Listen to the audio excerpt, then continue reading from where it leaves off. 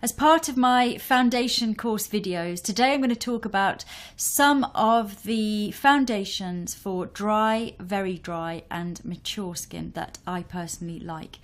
I'm going to start with Chanel's Vita Lumiere, and this is different from Vita Lumiere Aqua, so don't get confused by the two. This is a foundation which has been in my kit for years, I think probably since it launched, and I really love it. I love the smell of it. I don't know why I love the smell of it. It's kind of can't even describe it. It's sort of, I don't know, I'm sort of addicted to the smell.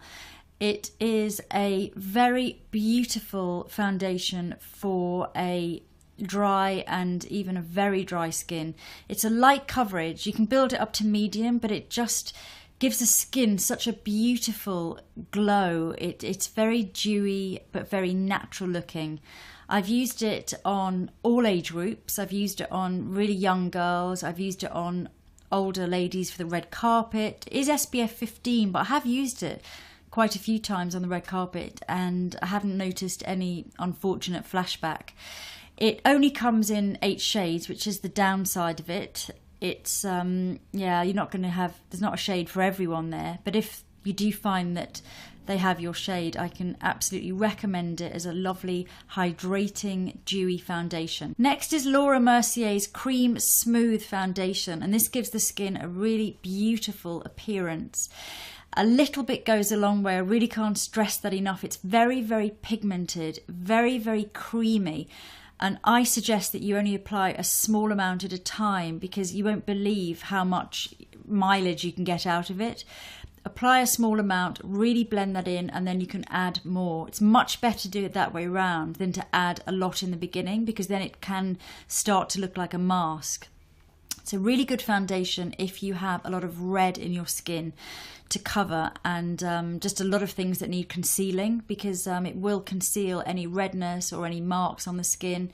Contains lots of skincare ingredients, peptide complexes and smoothing ingredients as well. So it's good if you have lumps and bumps as well to cover. And yeah, just really blend it in very, very well and build up slowly. It's quite expensive, but it will last you a long time. It doesn't contain any SPF, so it photographs really nicely. And honestly, your skin just looks completely flawless when you've got it on. And it is available in 12 shades. Another great foundation that I love is Bourjois' Healthy Mix Serum Foundation. Not to be confused with the original Healthy Mix, which is much better on more of a combination skin or a normal to combination. This foundation has a very lightweight, dewy finish. It is, I've used it on loads and loads of people with a normal to dry skin, and I just love that very, very natural. It's dewy without being too shiny. It looks really real. It's great. It doesn't sort of highlight pores. It looks good in daylight. It's not sort of shiny and glittery in any way. And it's a very natural looking foundation. I actually use this on myself as well, although I have combination skin. But I like to use this in the winter because I like a really dewy look to my skin.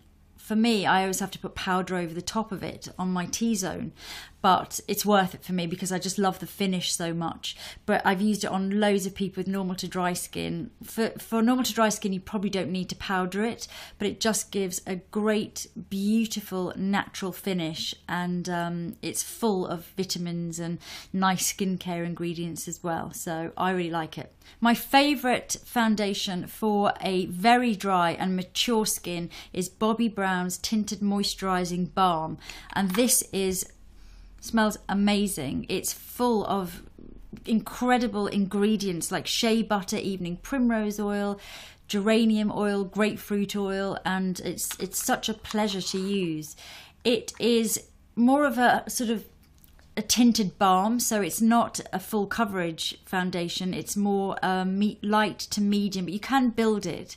Very, very natural looking, and it's just wonderful for anyone that wants, you know, who's got very dry skin, who's always dreamt of that lovely dewy glow to their skin, because it really does give you that incredible dewy sheen to the skin.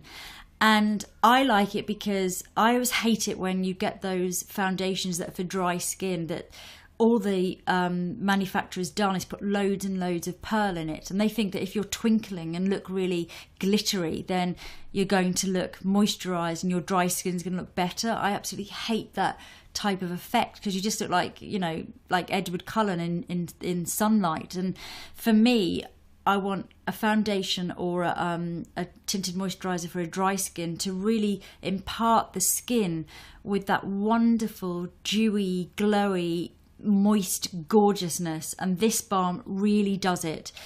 It's not cheap, but you don't need to use loads. I mean, a little goes a long way. The pot is probably not the most hygienic if you're going to be dipping your fingers in every day. So I suggest you invest in a little spatula, and that way you can just take out enough and work from the back of your hand. But it's just a pleasure to massage in. It doesn't stick into any dry, flaky bits. It is perfect if you have lots of fine lines or wrinkles. It doesn't stick in them. And of course you can use concealer on top of it, so if you do have anything that needs extra coverage, just go ahead and conceal on top. And if you want to, you could even powder on top if you find it, you know, too dewy. A foundation that I use quite a lot on shoots is the Bobbi Brown Stick Foundation, and this is great. You can either use it all over, or you can just use it to sort of conceal certain areas. So if you just need, if you're someone with dry skin that has a few red patches but you don't want to completely cover your face, it's very portable, so perfect for in the handbag if you need to do touch-ups throughout the day. You can almost use it like a foundation concealer.